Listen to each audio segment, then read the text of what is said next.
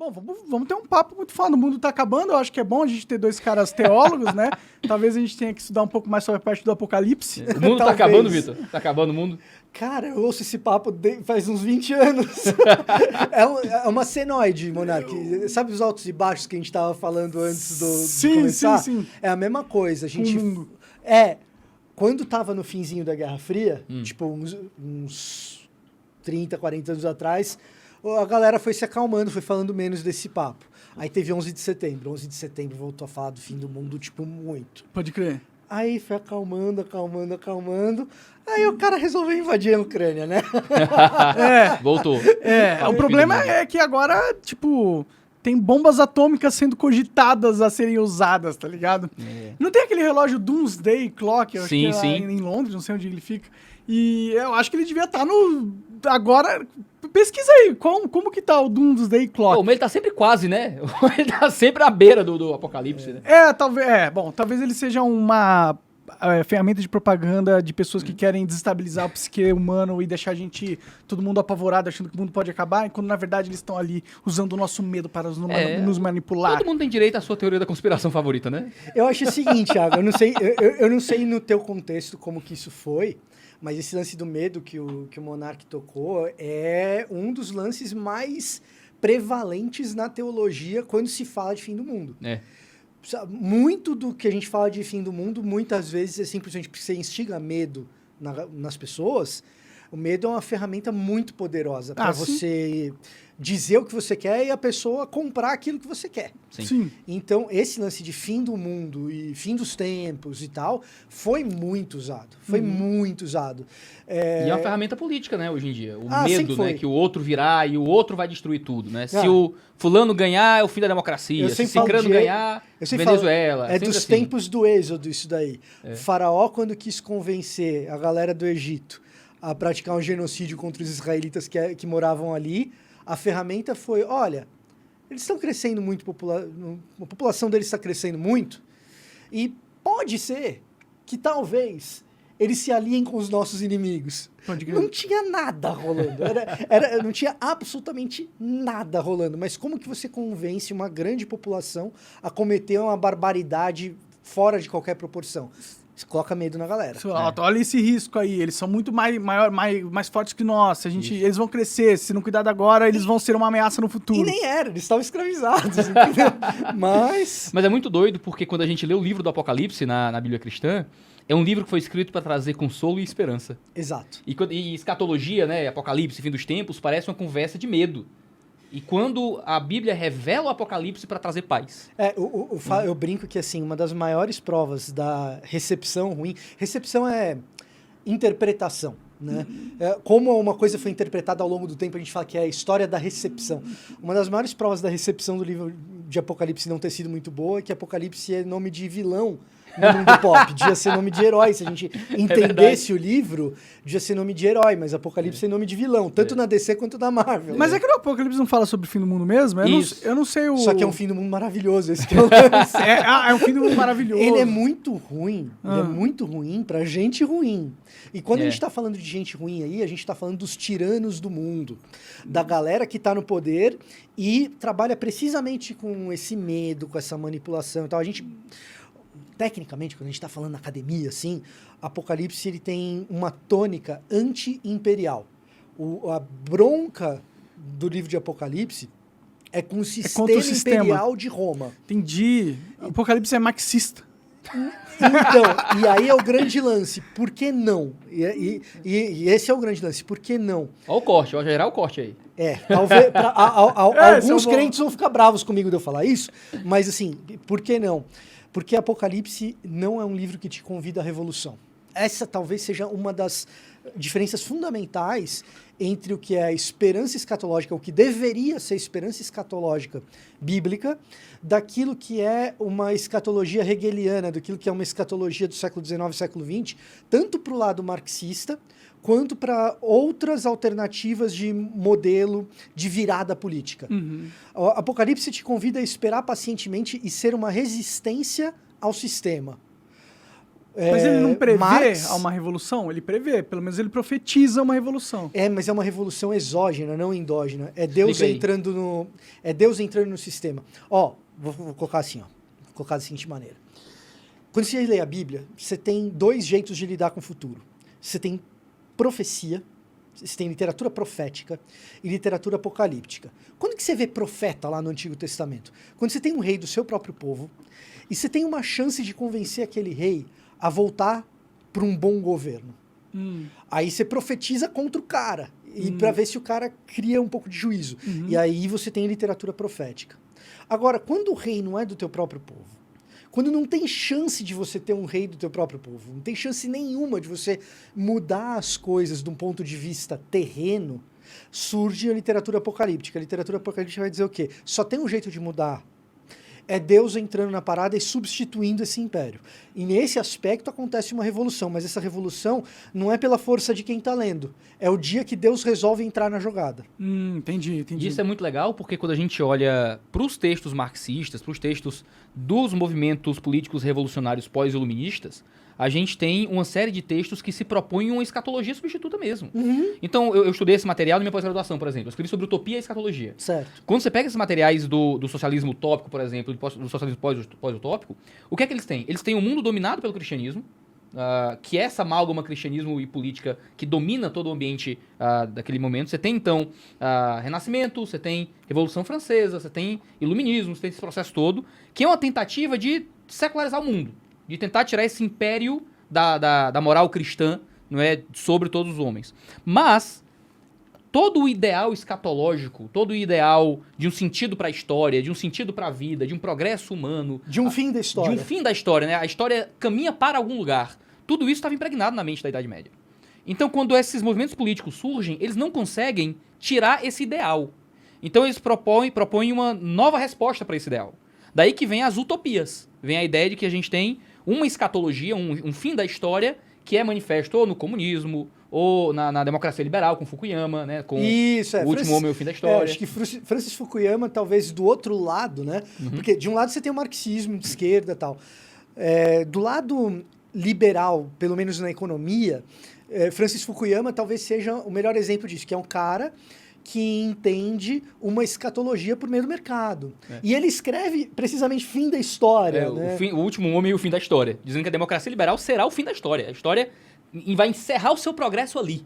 Caralho. Né? E isso isso é muito comum, cara, na literatura apocalíptica. Eles usam linguagens religiosas o tempo inteiro. Você lê Karl Marx, em poesia, ele escrevia muito isso. Caminharei pelo mundo vencendo a Deus nas ruínas de seu reino e tal. Era uma linguagem bem religiosa mesmo. Você quer um exemplo disso? Tem um vídeo viral, Monark, do Milton Friedman, explicando teoria dos preços. Aonde a gente está indo, mas tudo bem, vai lá. Vai discutir escatologia bíblica. Vamos lá. Mas assim, tem um vídeo... tipo de coisa que só o Monark Talks traz pra você. Se inscreve no canal.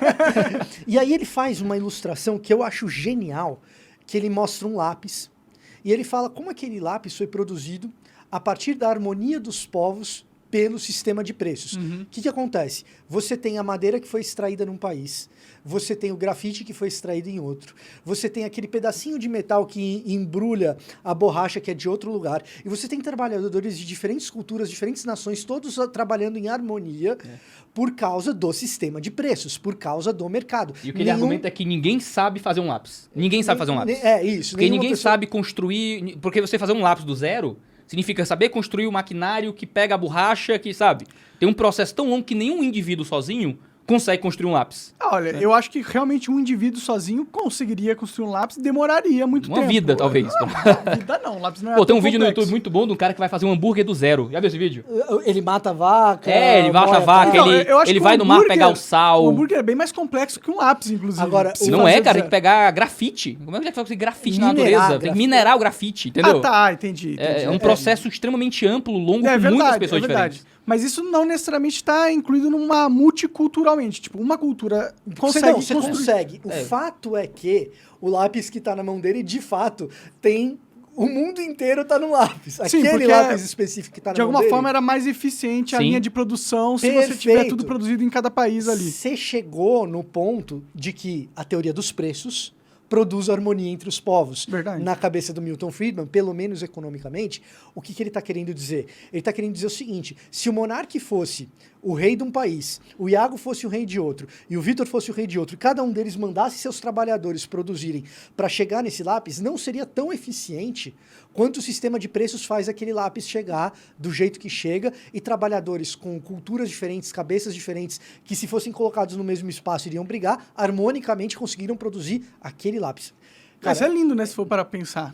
Mas é lindo, porque o sistema de preços é quem gere todo esse processo. Como é que eu sei que tem madeira o suficiente? Mais ou menos madeira. Como é que eu aloco o recurso da madeira? Você tem uma catástrofe, falta látex. Como é que eu coordeno isso? É para um sistema de preços. O preço vira um sistema de comunicação. Tem mais escassez, aumenta o preço. Tem menos escassez, baixa o preço. Tem mais demanda, muda o preço. Tem mais oferta, o preço se adapta a isso. Qual que é o risco de achar isso tão lindo? E aí é que é o ponto, né? Por que esse é um pensamento escatológico, tá? O risco é a gente achar que essa harmonia limitada produzida pelo sistema de preços que é capaz de produzir um lápis, vai gerar uma harmonia tão grande que a gente chega no fim da história, que a gente chega na harmonia final entre todos os povos e todos os homens, o que não é verdade. O fim da história é isso. Achei que era o fim da história algo negativo. Tipo, todo mundo morre. Por isso que Apocalipse é positivo, porque o fim da história em Apocalipse é precisamente isso. É a gente chegar num final no qual existe uma harmonia tal que gente de toda língua, toda tribo, todo povo, toda nação vai poder sentar junto e comer num grande banquete. O final de Apocalipse é isso. Cara, o final de Apocalipse é um grande banquete igual, ó, tá vendo ali o Sabo? Igual o fim de cada arco de One Piece. Entendi. Você veja que você é homem de cultura. Começou um papo complicado agora. Ai, não. Eu vou embora, Monarca. Eu não vim pra isso. E você pega ali o Apocalipse 21 e 22, você fala assim, putz, o sistema de preços é lindo. Ele é lindo. Agora, mais lindo ainda é você ver gente que foi ferido dentro e fora desse sistema de preços, gente que tá chorando, e a promessa é a seguinte, o próprio Deus vai vir habitar junto com você e ele vai limpar a lágrima dos seus olhos. E é nesse contexto que você vai ser convidado para um grande banquete e todo mundo vai comer junto. Entendi. Então, assim, As políticas são esforços para substituir essa esperança, né? Quando as políticas substituem essa esperança de maneira provisória, como uma fagulha, que meio que simboliza o que a gente vai viver um dia, que a gente consegue experimentar um pedacinho do que vai ser um dia, eu acho um treco muito positivo. Agora, quando ela é uma propaganda que te vende que é por meio dela que você alcança essa harmonia final, aí a gente tem um problema. A gente gosta de bater na esquerda, né? Porque a gente é mais... A gente é mais liberal. Obrigado. Eu não queria falar por você. Mas... Pode falar. Beleza. A gente é mais liberal. Então a gente bate mais na esquerda nesse processo todo. Mas as direitas também possuem isso. Eu lembro do livro do Steven Pinker, aquele Os Anjos Bons da Nossa Natureza, onde ele fala de um conceito de paz capitalista. Olha que legal. Ele diz que nada foi melhor para a construção da paz no mundo do que o mercado. Porque agora você não enriquece mais por pilhagem. Você enriquece por produção, por construção de riqueza. Então, para um país, não é vantajoso enriquecer roubando. Eu envio ali, mando uns navios, uns piratas, vou roubar o tesouro ali e volto, pronto, enriquecer. Roubando no sentido de saquear. Né? Saquear. Roubando fisicamente. Isso, fisicamente. Né? O saque não é a melhor forma de enriquecer. Tem várias formas de roubar hoje em dia. Mas ele vai dizer que o mercado faz com que os países não entrem em guerra. Então, se você é meu parceiro comercial, não vale a pena eu entrar em guerra com você. Sim. Ele vai argumentar que só houve uma guerra entre dois países que tinham McDonald's em toda a história do mundo. Que foi a OTAN contra alguém lá, não lembro mais o que era. Não é? Só que esse conceito meio que se perdeu hoje em dia, né? Pois é, a ideia que ele coloca a gente tem uma paz capitalista no sentido de que o mercado pacificou o mundo. Olha que linguagem religiosa, né? O mercado pacificou o mundo. E, sabe, é tipo a vitória do Lula, né? O bem venceu, o amor venceu. Isso é uma linguagem muito religiosa. Sim. Onde você acredita que a moral se estabelece através da política, de um voto, ou o que é que seja especificamente. E esse é justamente um tipo de esperança que só a religião tinha que dar. Né? Onde é que o bem vence? O bem vence no fim da história, onde há uma força de bem e eu diria que mesmo a religião tem que tomar cuidado com esse tipo de discurso muitas vezes. Porque... Que sentido? Religião, às vezes, é só política, né? É bom. É verdade. Muitas vezes, mais vezes do que eu gostaria... Você tem razão. Muitas mais vezes do que eu gostaria de admitir, religião... Tudo que tem poder vira política. Exato. Vira. Mas o que vocês estão falando eu acho interessante e eu faço uma análise, inclusive, referente a isso, que é o seguinte, o capitalismo, ele uniu nossos povos mesmo, globalmente, tanto que a gente teve a globalização. Sim. E agora tem gente querendo o globalismo, que é um governo central do mundo inteiro, né? Mas isso fez uma coisa. Todo mundo que não tinha contato começou a ter. Então, culturas que antes não se chocavam, começaram a se chocar. Então, a gente teve uma aceleração da nossa união econômica muito rápida, sem ter uma aceleração da nossa sociedade, da nossa união da nossa sociedade, da nossa sabedoria como sociedade. Então, a gente ficou muito rico e não ficou muito sábio. Então, a gente é aquela criança que tem o pai bilionário, o pai morre e deixa ele um império. Só que ele é uma criança, ele não entende o que fazer com esse poder.